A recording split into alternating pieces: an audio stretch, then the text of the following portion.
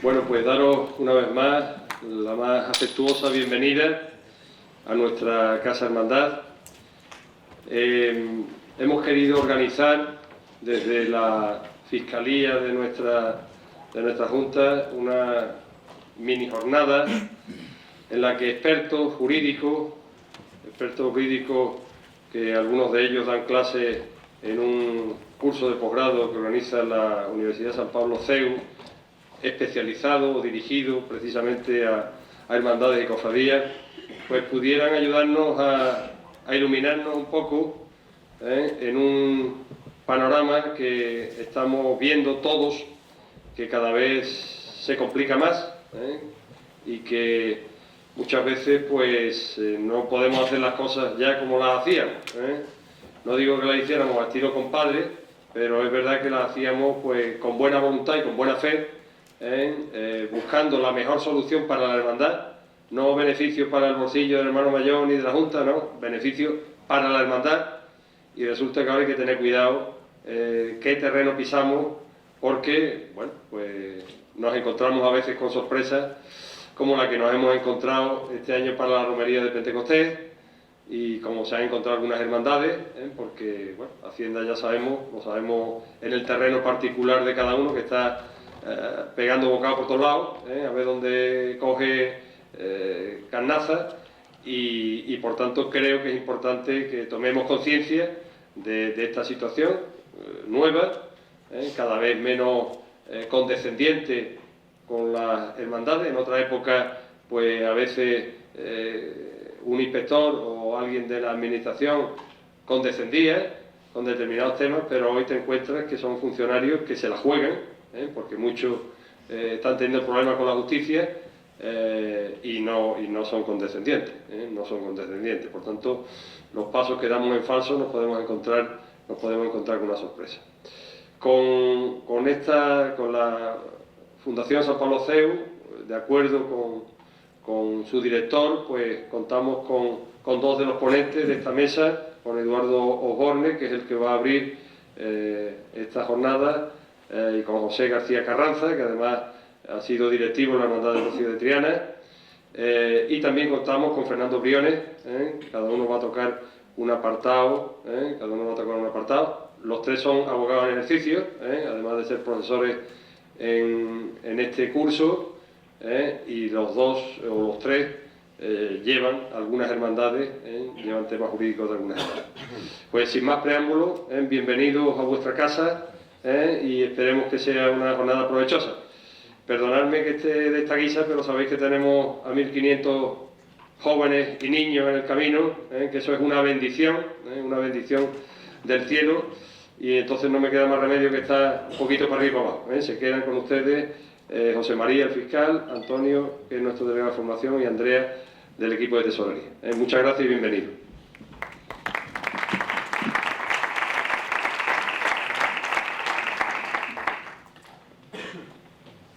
Bueno, buenos días a todos. Quiero en primer lugar agradecer al presidente de la Hermandad Matriz, a la Fundación CEU, de la oportunidad que me da para estar aquí con todos ustedes, junto a, ya lo ha dicho Santiago, José García Carranza y Fernando Briones, para hablarles de algunos temas que nos parecen de interés en relación con las hermandades y cofradías y su relación con el derecho. Si les parece, yo simplemente voy a hacer una breve introducción para centrar un poco el tema sobre el derecho jurídico, el régimen jurídico de las cofradías, para que posteriormente José aborde más directamente el tema de las capacidades jurídicas de estas hermandades para contratar, y Fernando remate con los aspectos más esencialmente tributarios. Entonces, si les parece, al final pues hablaremos un coloquio para ya entre todos los que estamos aquí hablar de los temas ya más puntuales que se puedan ofrecer. Yo, por tanto, me centro un poco para centrar la jornada en el régimen jurídico de las cofradías, y en particular un tema que entiendo capital para empezar, que es la propia naturaleza jurídica de nuestras hermandades.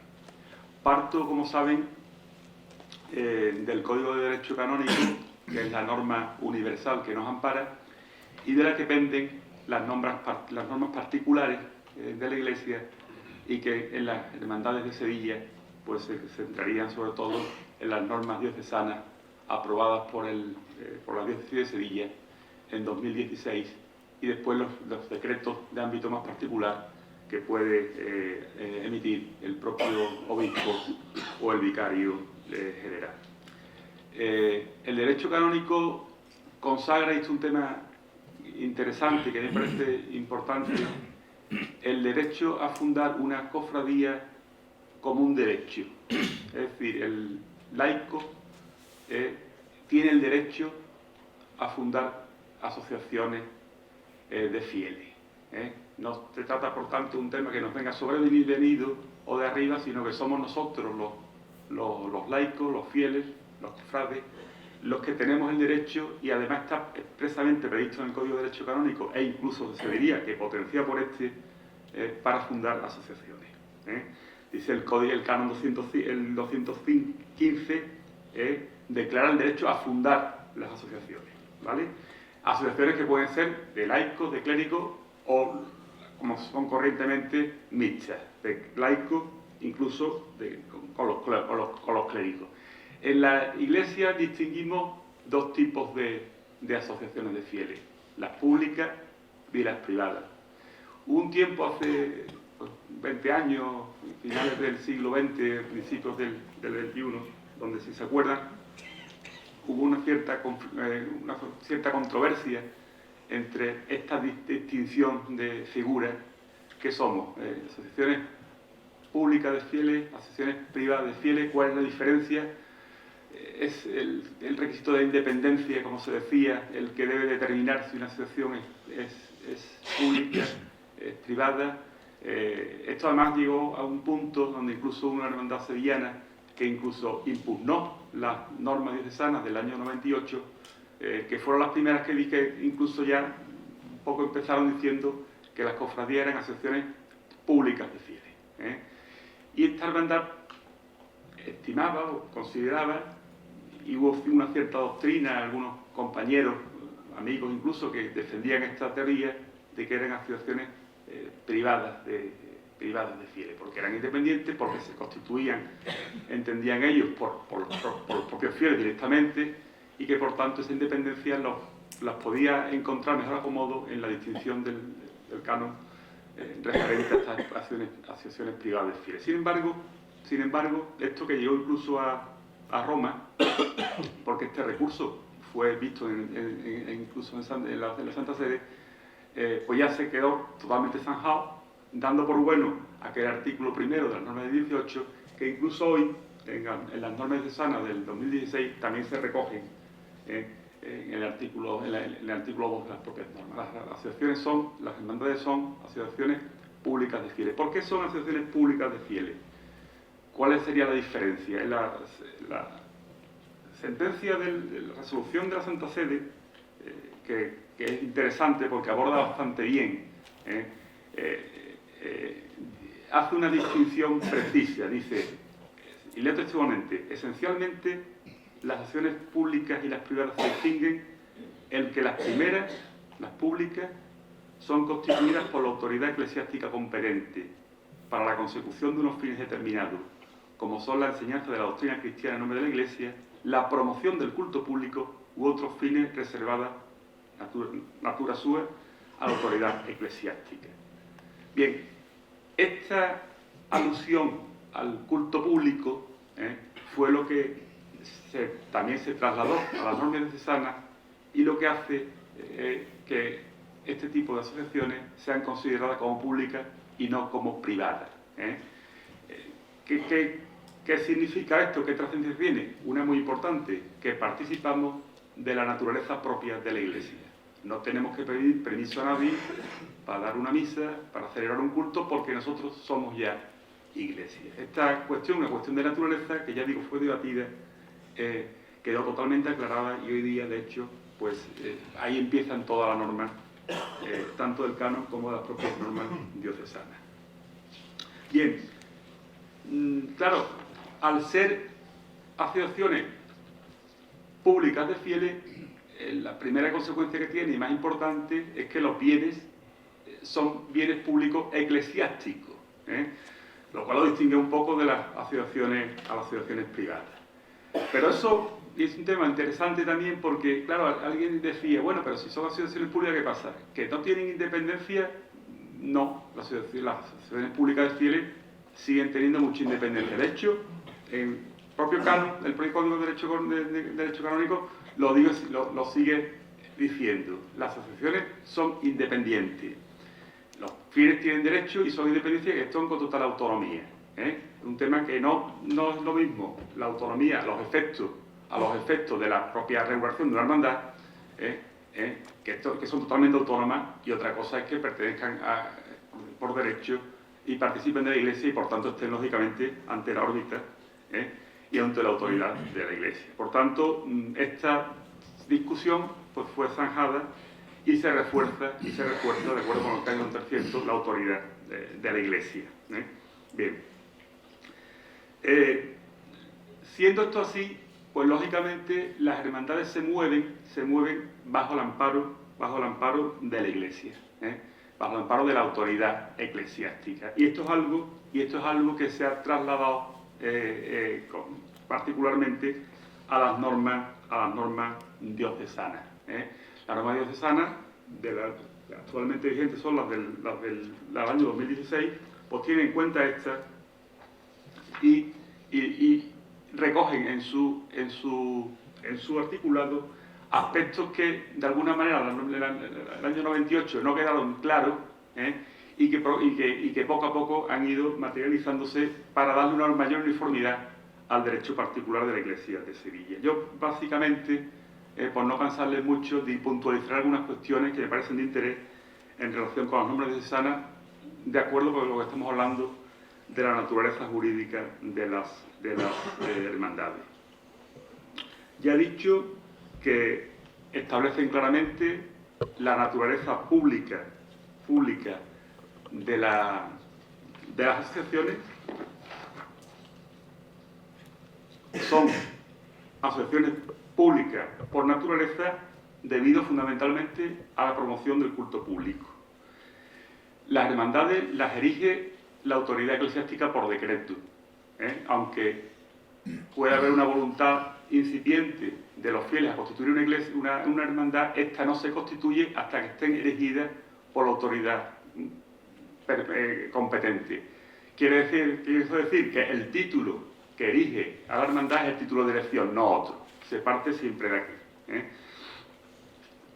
Una vez erigida, adquieren su personalidad jurídica a los efectos civiles, algo en lo que incidirá más mi compañero José García Carranza cuando se inscribe en el registro de entidades religiosas. Es ahí, este registro, dependiendo del Ministerio de Justicia, es el que otorga a la hermandad la personalidad jurídica para actuar en el ámbito civil, más allá del ámbito estrictamente religioso.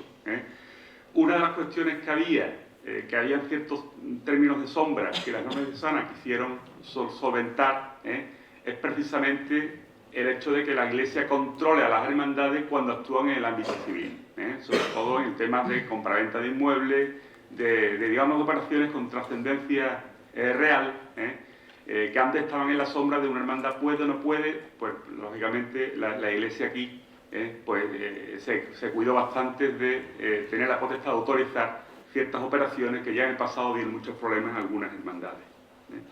Bien, aunque el fin primordial es el culto público, volvemos a la naturaleza pública de las asociaciones, no se olvidan, y la norma de San dice claramente, los fines como evangelización, apostolado o caridad, que siguen, digamos, las cuatro patas de lo que es una hermandad. Disponía también la norma de un tema que tampoco estaba demasiado determinado anteriormente, como es el tema de la dirección espiritual. Quedó claro que la dirección espiritual de la hermandad la llevaba el director espiritual, algo que al principio podía haber sombras de duda. También su intervención en el ámbito civil. Nadie puede interponer demandas sin autorización de la autoridad eclesiástica. Esto incluso en Sevilla hemos tenido algún caso recientemente de hermandades que han intentado actuar en el orden civil incluso en el orden penal, y no han podido hacerlo simplemente porque la autoridad eclesiástica no les ha dejado. Y no les ha dejado porque ha considerado que no podían interponer la acción porque no era conveniente por algunas cuestiones que no tienen nada que ver en el ámbito civil, sino que tenían más bien un trasfondo religioso o de convivencia dentro de la hermandad. La hermandad, por tanto, se ve impelida a pedir autorización incluso para litigar en cuestiones como puede ser una reclamación de cantidad o cuestiones que tampoco son de mucho alcance. Lógicamente la hermandad se rige por el código, por las normas y por sus reglas. En las reglas de la hermandad solía haber temas que no estaban tampoco demasiado tratados en la norma anterior del 2016. Saco simplemente un par de ellos. Primero, en el papel de la mujer, acuérdense que el antiguo artículo 24 de la norma del 98 motivó que hubiese muchas dudas en cuanto a su total participación. No es algo que afecta a la Hermandad del Rocío porque realmente tenía que ver sobre todo con la salida de las mujeres de las hermanas nazarenas, que algunas hermandades seguían sin permitirlo en sus reglas. Sin embargo, en el 98 la norma diocesana no dejó claro que tenían que salir. Simplemente, hablo de memoria, decían el hermano puede votar y ser votado sin distinción de sexo. Es decir, eso motivó lógicamente que hubo hermandades que incluso las hermanas no podían votar y a partir de ahí sí tenían que votar, sí querían hacerlo. Pero ¿y podían salir de Nazarena? Bueno, hubo dos corrientes fundamentalmente, una más estricta que decía no, porque no ha dicho nada la norma y por tanto yo sigo vigente mi regla. Y otras que decían, hombre, si una hermana puede votar, si puede ser hermano mayor, ¿cómo no va a salir de Nazarena? El que puede más, puede lo menos. Esta segunda criterio es el que parece entender la autoridad eclesiástica cuando algunas hermandades, lo recordaréis, presentaron las renovaciones de reglas a la autoridad eclesiástica y les fueron denegadas porque decían que ese artículo que prohibía salir a las mujeres nazarenas no era conforme a las normas diocesanas. Bueno, ¿qué normas? Si no dicen nada, ¿no? Porque la interpretación extensa que se hacía de aquel artículo 24. Bueno, eso lo resolvió claramente la norma de 2016 y ya posteriormente, pues, lógicamente, incluso un decreto de la autoridad eclesiástica obligando a aquellas hermandades que quedaban, eran 2, 3 que no recuerdo, a admitir a las hermandades, a las hermanas que si la quisieran, a vestir la túnica nazarena. Otro tema que también motivaba muchos problemas y que la norma del 2016 también resolvió fue el tema de los procedimientos sancionadores. Este era un tema que las hermandades prácticamente no tenían tratado, en las normas diocesanas del 98 no se contemplaba y básicamente cuando alguien tenía que expedientar una hermandad a un hermano, pues cada uno hacía un poco lo que le parecía. La propia norma del 2016 incorporó incluso un procedimiento reglamentado por el propio obispado, que además se introducía en todos los textos de las normas, de las reglas de las hermandades con carácter subsidiario. ¿Para qué? Para armonizar y para que todo el mundo tuviera el mismo procedimiento para este tipo de situaciones.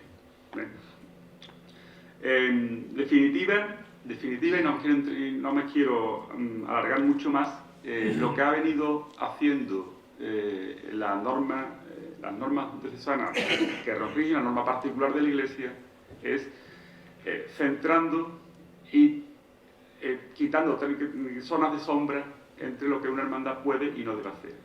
Y que me lleva a un par de conclusiones o tres antes de dar el paso a José para que hable más detenidamente de cuáles son las capacidades que tiene la hermandad hoy para contratar y para moverse en el tráfico.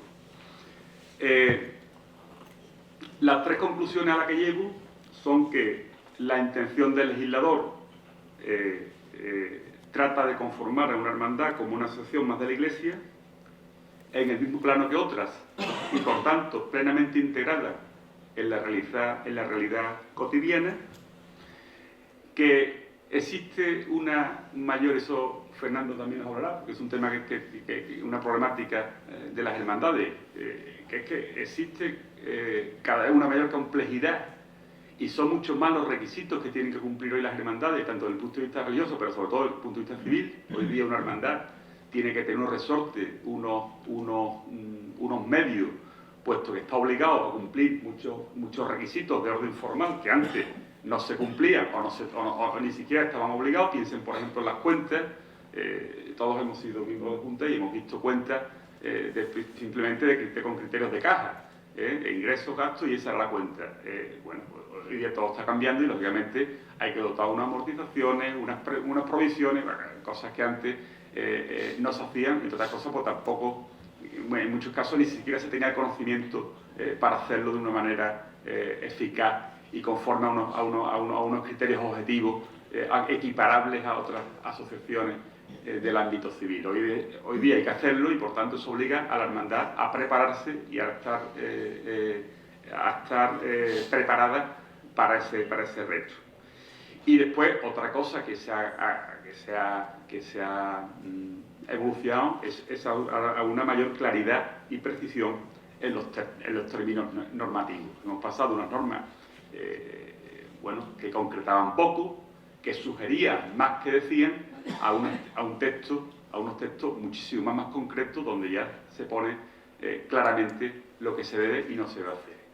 Grandes diferencias que encuentro yo entre las normas del 98 a las del 2016 es esa mayor claridad, mayor precisión, y también yo creo que una vez visto un poco la experiencia de los problemas que ha habido, pues se ha querido concretar mucho el papel de las hermandades.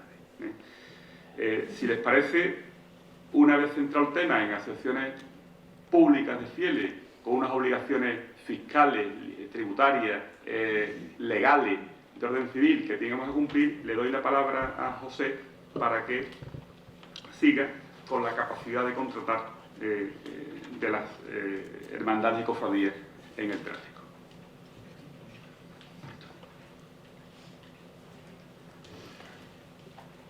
Buenos días a todos, gracias por asistir, gracias también a la Hermandad Matriz por permitirnos hacer esta jornada, que creo que son necesarias. Son necesarias porque las hermandades, como ha dicho Eduardo, pues es una realidad cada vez más compleja, los requisitos son cada vez mayores y nuestra obligación no solamente es fomentar el culto, sino también pues actuar conforme a las normas que nos dictan, ¿no?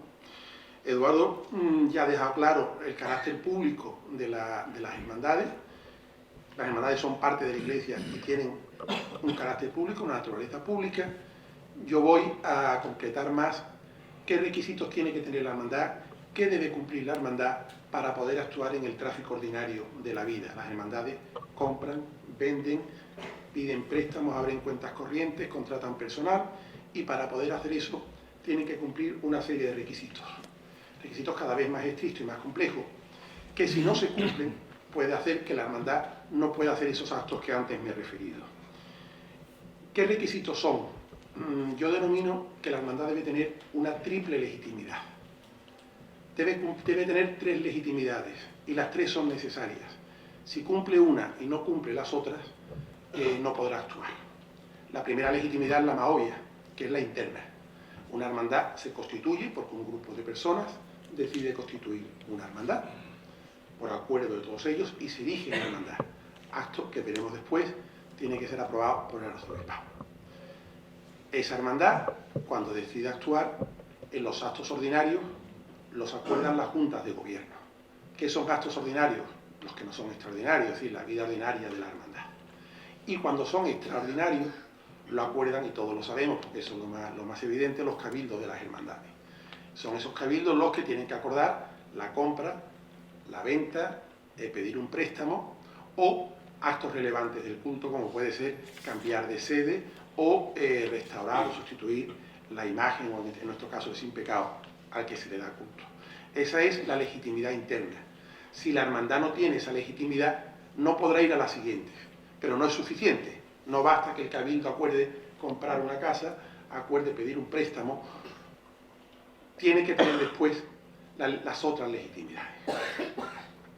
La segunda legitimidad, hemos hablado de tres, y aquí entramos ya en un terreno más complicado, es la legitimidad de la Iglesia. La hermandad es parte de la Iglesia, es autónoma, pero está sujeta o tiene la tutela de la Iglesia en muchos de sus actos. Y por tanto, los acuerdos que adoptan los cabildos o las juntas de gobierno tienen que someterse a la aprobación, en muchos casos previa, de la autoridad eclesiástica. Antes lo hemos mencionado, para elegirse en hermandad se requiere, en el caso del Rocío, que es lo que estamos aquí, la aprobación tanto del arzobispado como de la hermandad matriz.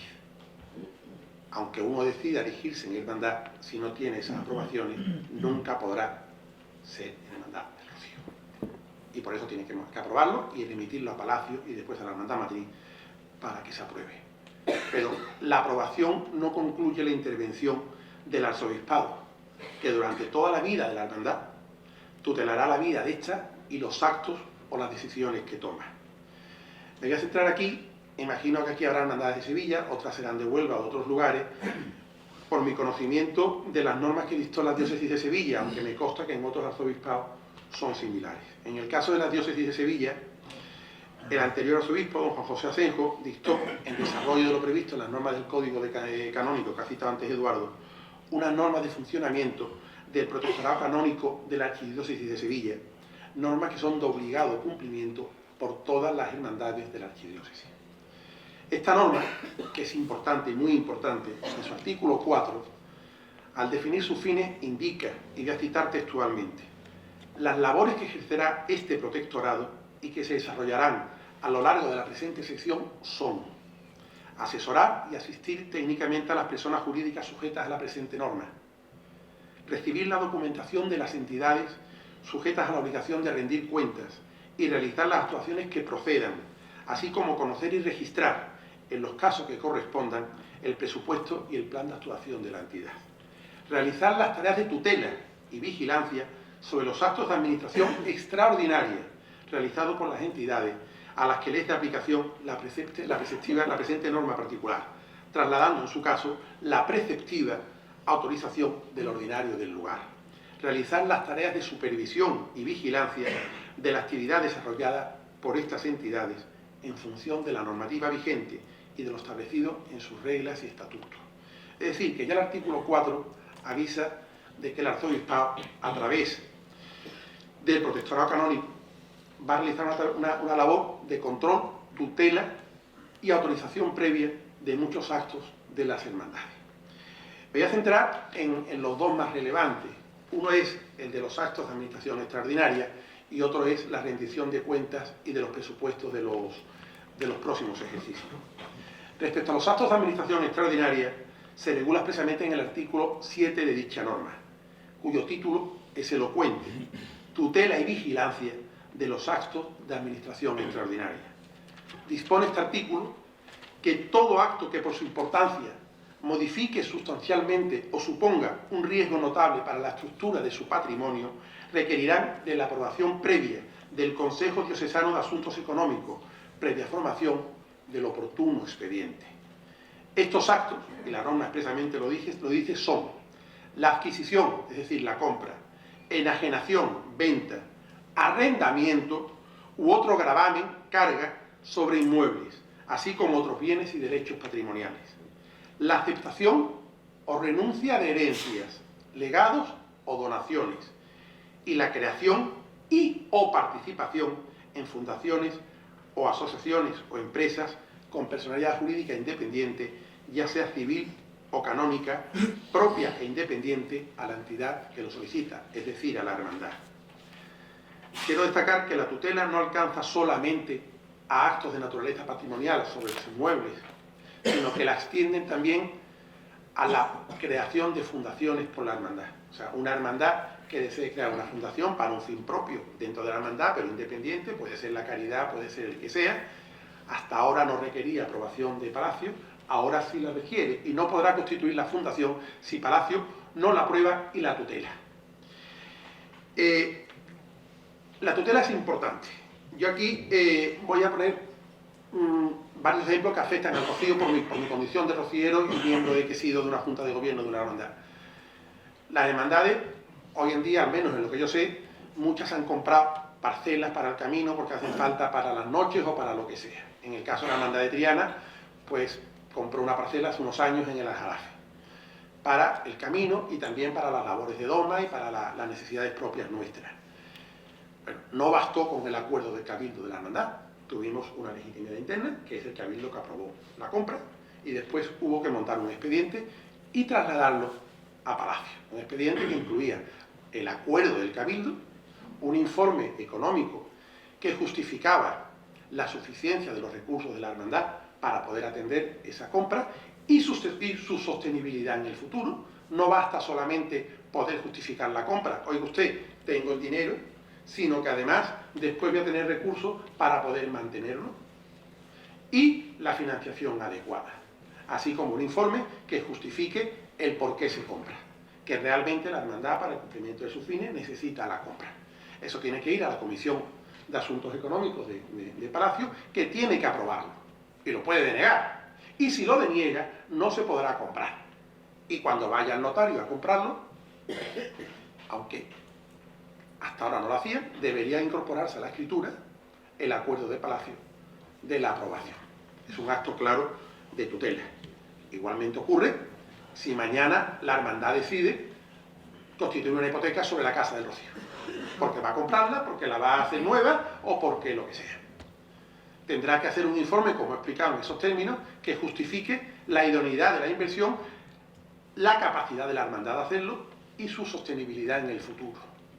Pero va más allá. Antes hemos hablado de que añade también arrendamientos.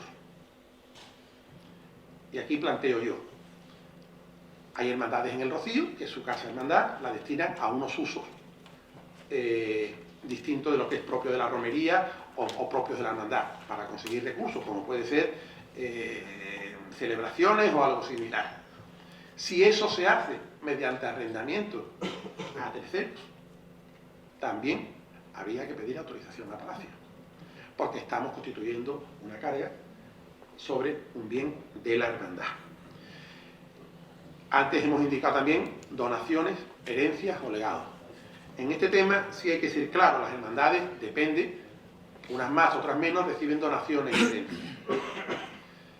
El criterio de la diócesis de Sevilla, porque efectivamente la norma no habla de todas las donaciones y herencias, habla, lo he dicho antes, de todo acto que por su importancia modifique sustancialmente o suponga un riesgo notable para la estructura de su patrimonio. Es un concepto abstracto. ¿Qué acto realmente es importante y supone un riesgo? La diócesis de Sevilla, en el criterio que tiene, es un criterio interno, que no tiene por qué ser igual en todas las diócesis, considera que toda donación o herencia que suponga o que tenga un valor superior a los 180.000 euros requiere la autorización previa, y toda aquella que sea inferior a los 180.000 euros nada más que no requiere autorización, sino el mero traslado a efectos de conocimiento por parte de Palacio. Aquí la variedad de actos es infinita, es decir, cuando hablamos de herencia, pues hablamos de herencia por lo mejor de un bien inmueble, un patrimonio, que lo ha habido, de una casa, pero también se reciben joyas o se recibe dinero. Son donaciones como otra cualquiera, y Palacio quiere tener conocimiento de ello.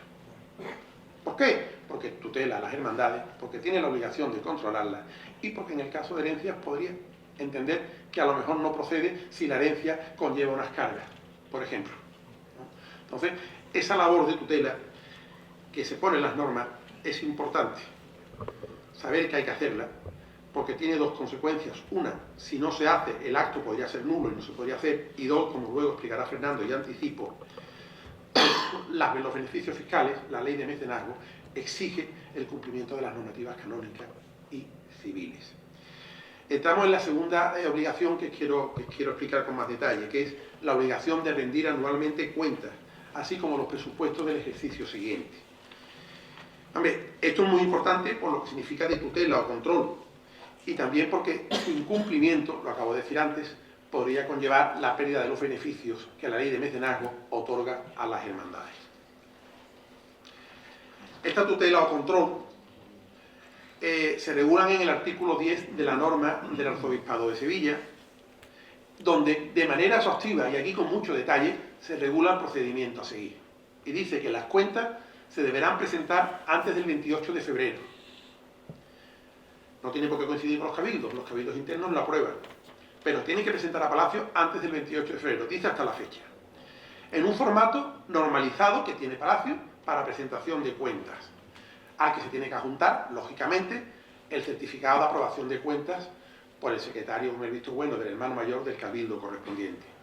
Pero añade, en el caso de instituciones sujetas al impuesto de sociedades, que es la mayoría de las hermandades, las cuentas comprenderán no solo la cuenta de resultados, los ingresos y los gastos, sino, como en la normativa civil de una sociedad mercantil, el balance, el inventario donde se reflejen los cambios en el patrimonio neto de la entidad y una memoria explicativa. Y esto es relevante, quizás no para la mayoría de las hermandades, pero sí para algunas. Cuando la facturación de una hermandad supere el 1.000.000 de euros, las cuentas deberán ir visadas por una auditoría independiente. O sea, Palacio dice, las hermandades que por su facturación tienen una entidad mayor, queremos que las cuentas estén visadas por auditores independientes, por personas independientes, para cerciorarnos de su certeza, de su exactitud. Sobre este tema, que es muy importante, hay que hacerlo y recordar antes del 28 de febrero, las hermandades de Sevilla. Hay un tema que hay que solucionar. A día de hoy, Palacio da un formato de cuenta de ingresos y gastos que no coincide con el formato de las cuentas en una sociedad mercantil, y por tanto la hermandad se encuentra con una duplicidad. Para tener el beneficio de la ley de mecenazgo tiene que presentar las cuentas, porque es del impuesto a sociedades, aunque no pague, con su cuenta de ingresos y gastos, con su balance, pero tiene que hacer otra cuenta de ingresos y gastos para Palacios, que muchas veces en las denominaciones de cuenta o en los conceptos no coinciden, y obliga a la mayordomía a hacer las mismas cuentas pero expresadas de distinta manera. Esto es un tema que Palacio tiene que resolver. Imagino que llegará un día que dirá que bastará con presentar el formato que Hacienda admite. A día de hoy es un problema nada más que de gestión, pero si Palacio quiere que se desglose, estoy exagerando, pero la partida que se destina a flores, a romería y a tal, en las cuentas de Hacienda no, y eso hay que desglosarlo y hacer dos cuentas. Y después, en las hermandades, que no sé si aquí hay alguna, en mi caso lo hay, que es la hermandad del Rocío Triana, cuando hay una fundación, cuando la hermandad crea una fundación, tienen personalidad jurídica independiente. Por tanto, hay un debate que habría que ver si, a efectos de auditoría de cuentas, hay que consolidar ambos balances o no. En nuestra experiencia nosotros no lo hacemos, entendemos que tienen personalidad jurídica distinta y se presentan aparte. Pero es verdad que son entidades con personalidad jurídica distinta, pero dependientes o creadas por la propia hermandad. Y eso es un tema que, si alguna tiene fundación, tendrá que estudiar, porque quizás con la suma se vea obligado a auditar las cuentas. Que al margen de la exigencia por el arzobispado, también hay que decir que es algo que a la hermandad le va a dar seguridad ante los hermanos y ante todos, porque las cuentas, al estar visadas, pues quizás eviten muchos debates innecesarios internamente dentro de las hermandades, ¿no? La segunda parte de la obligación, en el artículo 11, se exige presentar en el último trimestre de cada ejercicio, una vez, igual que las cuentas aprobadas por el Cabildo, el presupuesto de ingresos y gastos del ejercicio siguiente y el plan de actuación, donde se contendrá debidamente desglosado cada una de las actividades que realiza la hermandad, con sus ingresos y gastos, resumen de la actividad y su grado de cumplimiento. Es decir, en el último trimestre del año anterior hay que presentar el presupuesto de ingresos y gastos y una memoria, igual que hacemos una memoria de las cuentas del año, una memoria del plan de actuación. ¿Qué vamos a hacer dentro de nuestros fines de formación, de caridad, de culto? ¿Qué vamos a hacer el año siguiente? Esto, que puede chocar, también digo que fuera del ámbito de las hermandades es algo normal. Y yo creo que aquí esto se ha sacado de la regulación de las asociaciones privadas. En mi caso cuento la experiencia de la Fundación del Rocío nuestra, ¿no? La Fundación del Rocío, como sabéis, el Rocío tiene una fundación que atiende a personas mayores disminuidas, tiene una personalidad jurídica independiente y, como fundación civil que es, está sujeta al protectorado de la Junta de Andalucía. Entonces nosotros todos los actos los tenemos que elevar al protectorado. No solamente cada año las cuentas, sino el último trimestre del año presentamos el presupuesto del año siguiente con un plan de actuación, donde desglosamos dentro de la Fundación qué actuaciones o qué se va a hacer dentro de lo que hacemos, actividades internas, actividades de salida, lo que sea. Es cierto que nosotros cuando lo presentamos, en mi caso yo soy secretario, lo puedo decir de primera mano, cuando lo presentamos hacemos un plan de actuación, pero no desglosamos los ingresos y gastos de cada actividad. Acompañamos los ingresos y gastos del ejercicio y una memoria de actividades, sin cuantificar económicamente cada actividad. Hasta ahora el Protectorado de Fundaciones no ha puesto pega, lo admite y tiene que aprobarlo. Después, cuando lo presentamos, después nos llega una resolución que aprueba ese presupuesto y ese plan de actuación, igual que pasa con las cuentas. Pues más o menos es lo que se quiere hacer aquí por el arzobispado en el ámbito de las hermandades. Hombre, a mí, aunque la norma lo diga, que haya que hacer un plan de actuación donde se desglosen ingresos y gastos, pues por ejemplo, en lo que nos afecta a nosotros, no tiene mucho sentido que tengamos que desglosar romería con sus ingresos y gastos, tal, porque sería muy complicado. Pero sí es cierto que hay que hacer una memoria en la que se diga, pues la hermandad por Pentecostés peregrina al Rocío, en caridad hace esto, en formación hace esto y en formación hace aquello. Es un instrumento que va a servir al arzobispado para tutelar, para controlar, para verificar que la hermandad se ajusta a sus fines y no hace actividades distintas de las propias de la hermandad. Y ya he explicado las obligaciones que tiene una hermandad para con el arzobispado. Entramos en la tercera legitimidad. Hemos hablado de tres partes: la interna, la canónica y la civil. Ahora vamos a hablar de la civil, que es muy relevante, porque sin ella la hermandad no tendrá capacidad de obrar o de actuar en el tráfico civil. Y por tanto, no podrá hacer nada. Será una entidad irregular que no podrá operar. Para ello hay que estudiar, y aquí sí lo voy a hacer con algo más detalle porque es más nuevo y se conoce menos, aunque ya es del año 2015, que el tiempo pasa, el Real Decreto 594/2015 de 3 de julio, por el que se regula el registro de entidades religiosas dependientes del Ministerio de Justicia de Madrid. Tal y como se indica en la exposición de motivos de este Real Decreto, el registro se configura como un instrumento al servicio del ejercicio del derecho a la libertad religiosa, reconocido, aunque muchas veces, y perdonar la digregación, se nos olvida, en el artículo 16 de la Constitución Española, y que se desarrolló hace ya mucho tiempo por la Ley Orgánica 7/1980 de libertad religiosa. Esta Ley Orgánica establecía en su artículo 5: las iglesias, confesiones y comunidades religiosas, así como sus federaciones, gozarán de personalidad jurídica una vez inscritas en el correspondiente registro público que se cree a tal efecto. La inscripción no es de este Real Decreto que yo acabo de decir, ya la normativa anterior era requisito sine qua non para poder operar. Y además, requisito sine qua non para poderse acoger a la ley de mecenazgo. En una jornada me asombró que dio el arzobispado en Sevilla, indicó que más de la mitad de las hermandades de Sevilla no estaban inscritas en el registro de entidades religiosas, ¿vale? Lo cual me asombró mucho. Es verdad que eso, pues operarán porque la normativa no se pide, no se exige, los operadores jurídicos la desconocen y la saltan. Pero me asombró que no estuviesen ni tan siquiera inscritas, porque conllevaba que no se podían acoger a los beneficios que después indicará Fernando de la ley de mecenazgo. Y eso es algo que si alguna hermandad aquí no está inscrita, debería proceder a su inscripción. La norma antigua solo exigía la inscripción. Por ejemplo, no exigía la inscripción de los miembros de la Junta de Gobierno, de sus cargos. Esto es quizás el cambio más importante y en lo que vamos a incidir. La nueva norma asimila mucho el funcionamiento en el ámbito civil de las hermandades con las sociedades mercantiles, o si quieren, con el de una asociación civil sin ánimo de lucro. Y lo que busca con ella es dotar al funcionamiento de la hermandad de una mayor estabilidad y garantía y seguridad en el tráfico jurídico, y también para los terceros que operan con las hermandades, para los que contratan, los que venden, los que compran o los que prestan, que tienen a través, o deben tener a través de este registro, una mayor publicidad y garantía de con quién lo están haciendo.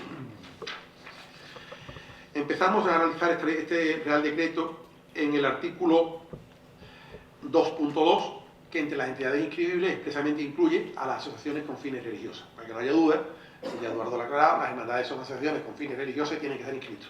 y no hay debate, ¿vale? Tienen que inscribirse en el registro que está en Madrid. Y ahora el artículo 3 empieza a regular los actos de acuerdo que tienen acceso a ese registro. El primero es claro, y aquí a ninguno nos afecta, pero gracias a Dios en el Rocío se van creando hermandades constantemente, y por tanto sí le afecta, que es la fundación de la hermandad. La inscripción, como hemos dicho antes, desde siempre tiene efecto constitutivo, es decir, no basta el acuerdo interno y la aprobación de Palacio, tiene que estar inscrita en el registro de entidades religiosas. Y el artículo 4 machaca, momento a partir del cual gozarán de personalidad jurídica, no antes. El artículo 7 añade, ¿qué se debe aportar para escribir la constitución de una hermandad? En escritura pública, eso es lo primero que dice, en escritura pública, no basta aportar un certificado, tiene que hacerse en escritura pública, las hermandades van a tener que ir a la notaría con más frecuencia que lo han hecho hasta ahora, ¿vale? Debe incorporar los estatutos hasta matiza lo que deben tener los estatutos, lo voy a leer, pero bueno, eso es sabido, ¿no? Aparte otras cosas que quieran incorporar, la denominación, el domicilio, el ámbito territorial de actuación, la expresión de su naturaleza o fines religiosos, el régimen de funcionamiento, órganos representativos y de gobierno, con expresión de sus facultades y de los requisitos para su válida designación y relación nominal de los representantes legales que en el acto de constitución se acordaron, ¿no? ¿Vale? Y que ya es obligatoria, no opcional. A ese testimonio de los estatutos se debe incorporar el acuerdo de aprobación testimonial, el acuerdo de aprobación porque los hermanos se constituyen en hermandad, y la aprobación o el decreto por el que el arzobispado la erige como hermandad. Sin aportar tampoco esas dos cosas, no se podrá otorgar escritura pública y no se podrá inscribir en el registro. Vemos que al final todo va enlazando. Ya no puedo ir solo con un certificado del secretario y el hermano mayor diciendo que somos hermandad, porque no necesitará usted el decreto del arzobispado para poderle inscribir en el registro de entidades religiosas. Y si no estoy inscrito en el registro de entidades religiosas, no podré operar en el tráfico diario, ¿vale?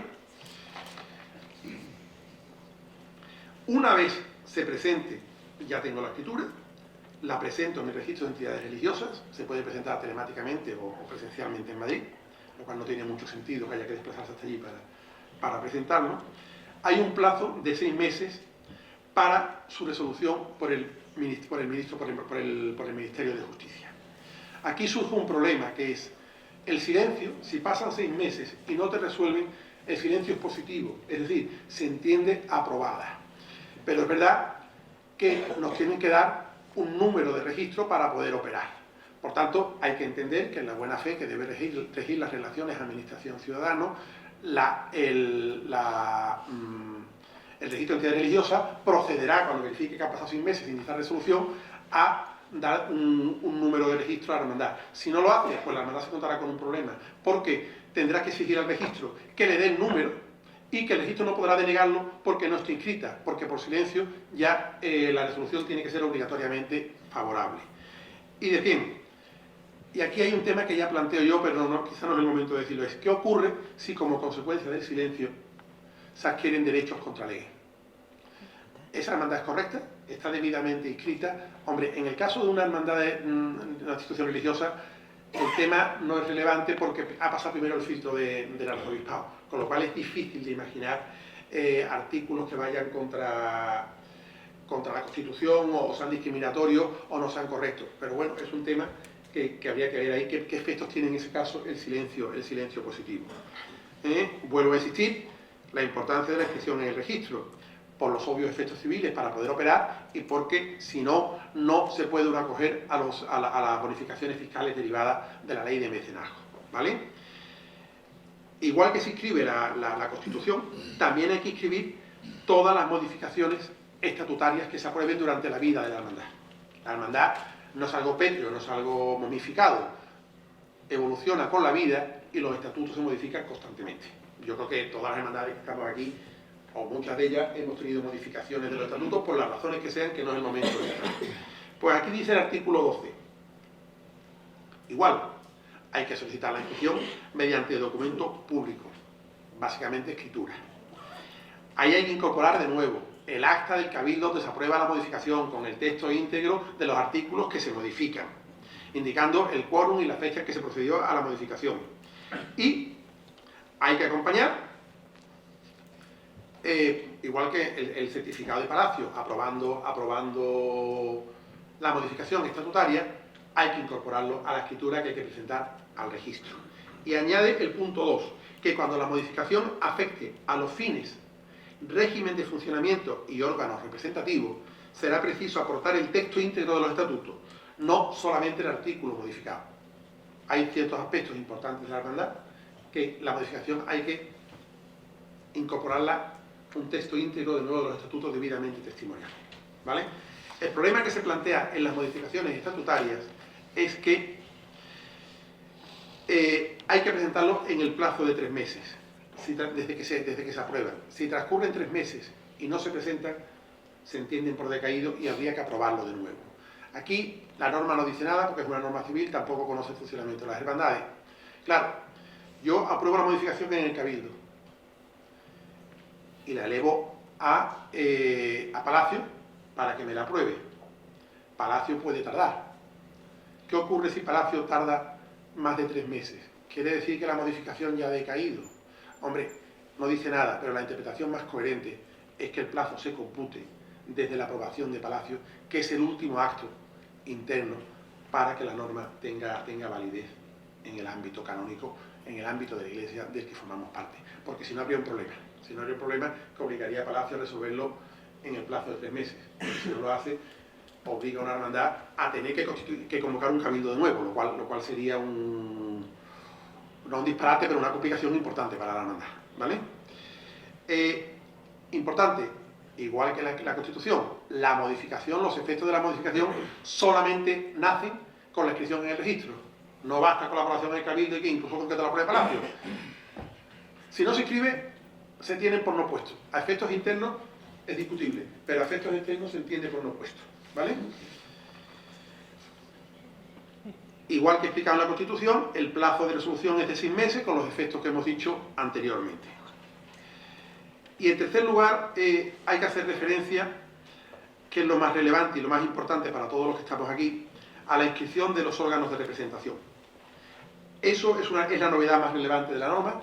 Antes la inscripción de los cargos era potestativa, era voluntaria, no era obligatoria.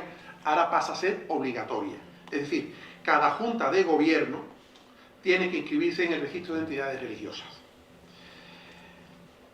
De nuevo, la inscripción se debe realizar mediante documento público, que es la escritura, a la que hay que incorporar certificación del acuerdo de las elecciones, del resultado de las elecciones emitido por el hermano mayor y el secretario, y la aprobación de Palacio, que aunque no dice nada, de eso no dice nada el decreto, pero entiendo es obvio. Es decir, se presenta esa prueba junto con el decreto de Palacio que la aprueba. Y en el certificado que se emita por la hermandad hay que hacer constar nombre, apellido, DNI y domicilio de los nuevos miembros de junta, fecha del nombramiento y su aceptación, con la revocación de los miembros que salen, indicando la nueva junta es esta y cesa esta. Y la firma de todos y cada uno de los miembros de las juntas de gobierno, tanto los entrantes como los salientes, indicándose que en caso de imposibilidad negativa de que un miembro de la junta se niegue a firmarlo, pues habrá que hacer constar por el secretario una diligencia diciendo que no se firma por imposibilidad física o por negativa o por las circunstancias que sean. ¿Vale? Dado que estamos dando al registro datos de carácter personal, acabo de decir que nos obliga la norma a dar nombre, apellido, DNI y domicilio de los nombrados, lógicamente afecta a la protección de datos, ¿vale? Y la norma dice, en su disposición adicional, que es necesario, por tanto, que los nombrados presten su consentimiento a dicha cesión de datos. Y eso es importante ponerlo, porque es obvio, estamos dando datos muy íntimos de todas las juntas de gobierno, como son los domicilios, ¿vale?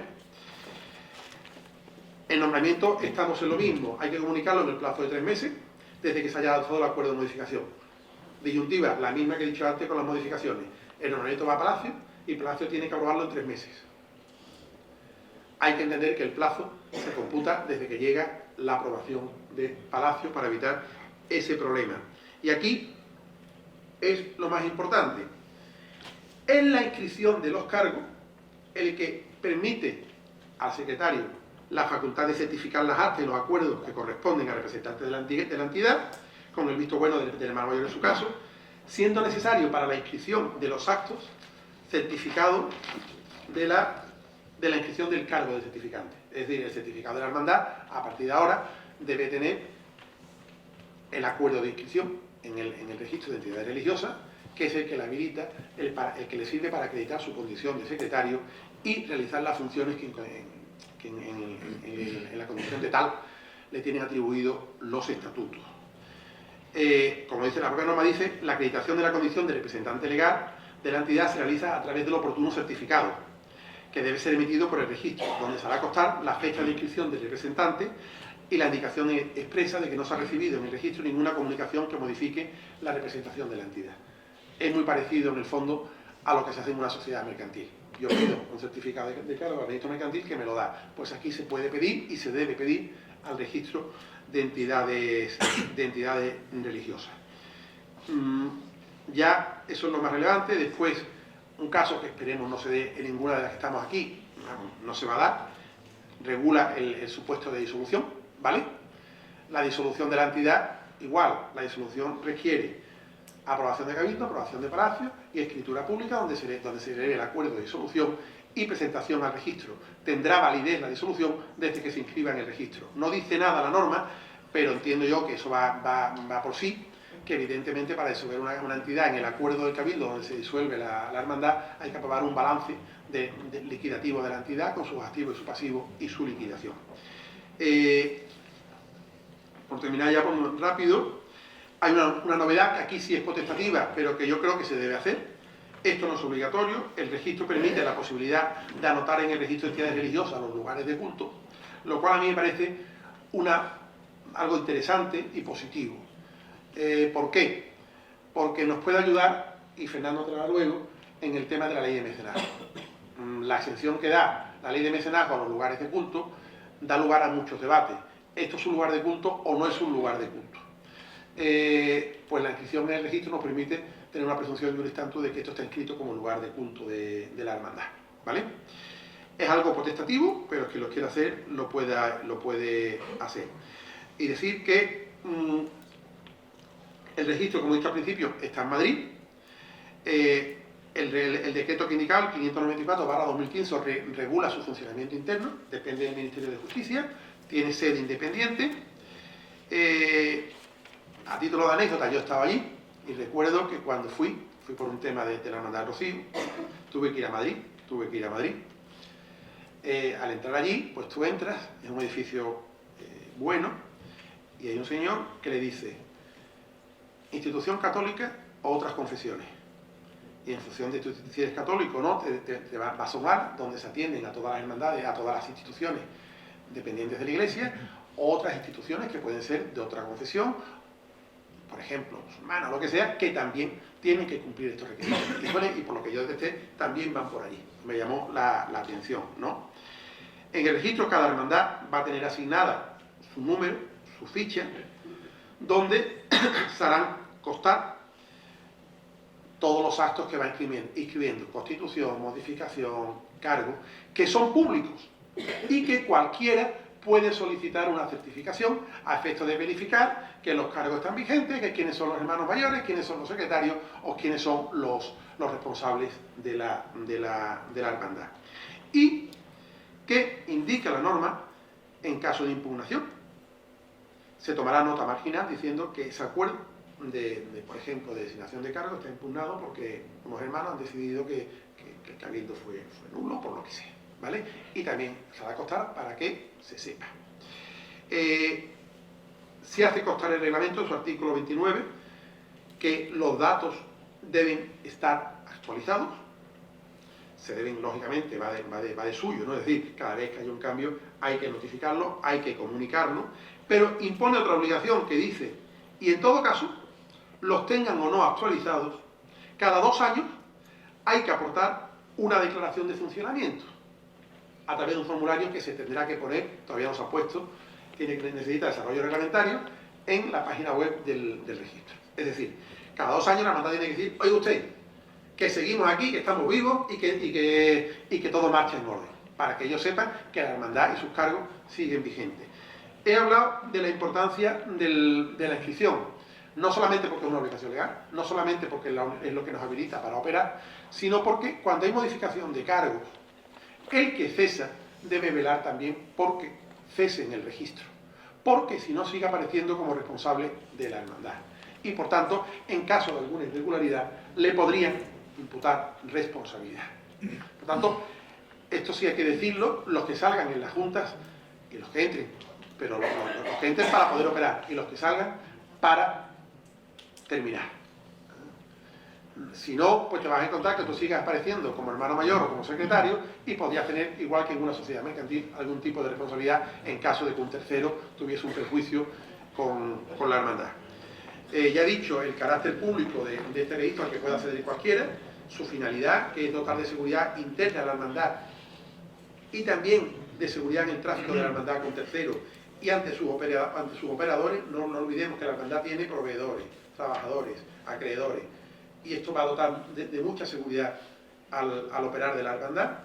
Y por mi parte nada más, con esto se cumplen las tres legitimidades que hablé al principio, la interna, la canónica y la civil. Las tres son obligatorias y muy relevantes, no solamente para poder operar y actuar, porque sin ellas no podrás operar en el futuro, sino porque son claves para poder acogerte a la ley de mecenazgo. Y por tanto, pues invitar a todas las hermandades que no lo cumplan ya, que estoy seguro que todas la cumplen, que lo cumplan. Si no están inscritas, que se inscriban. Y como reflexión final, pues hombre, pues me da la sensación de que las hermandades deben tender cada vez más a profesionalizar su gestión, ¿vale? Las hermandades se complican, como la vida misma, los requisitos son cada vez mayores, todos se ha hecho con muy buena fe siempre, pero desgraciadamente, al margen de las juntas de gobierno que deben marcar la vida de la hermandad o el sentido de la hermandad o la dirección de la hermandad, las hermandades deben contar con asesoramiento interno o externo que sea permanente para el cumplimiento de los requisitos que hoy en día tributarios, sociales o de otra índole la normativa nos exige. Yo por mi parte he terminado. Os pido perdón si he sido un rollo, que estoy convencido de que sí. Y si algo ha servido, me alegro, y si no, pues que la Virgen me acoja bajo su manto y todo en paz. ¿Vale?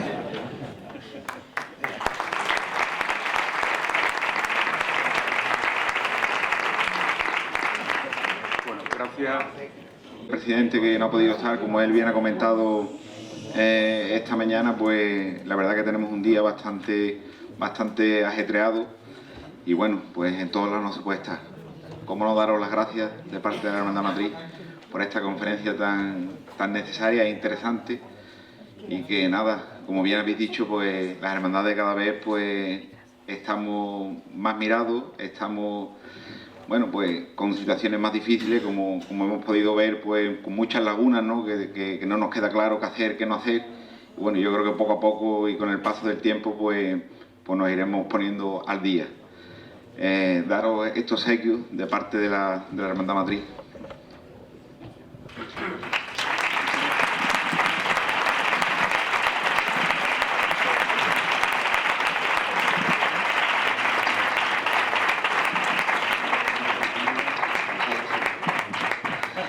Daros las gracias por vuestra asistencia, ¿vale? Y que deciros que a la gente que vaya a ir al camino, que no sé qué hermandades han confirmado que van a ir, la parada del grupo joven la han cambiado, ¿vale? La van a hacer un poquito antes del polígono del Merco. Bueno, el Merco lo llamamos aquí, es el polígono Matalagrana, ¿vale? Pues un poquito antes, no sabemos muy bien a qué altura van a parar, pero bueno, ya lo veréis, como son 1500 niños, pues ya lo veréis, ya no va a tener ninguna pérdida, ¿vale? Así que nada, ya cuando terminéis aquí, pues os vais para allá y allí estarán. Que nada, que muchas gracias y vamos a terminar con el resto de la salve.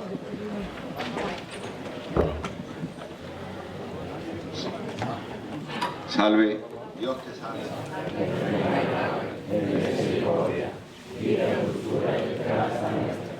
Dios te salve, a ti llamamos los pecados y corderos, a ti suspiramos, gimiendo y llorando, en esta hora de lágrimas. Ea pues, Señora, abogada nuestra, vuelve a nosotros, esos tus ojos misericordiosos,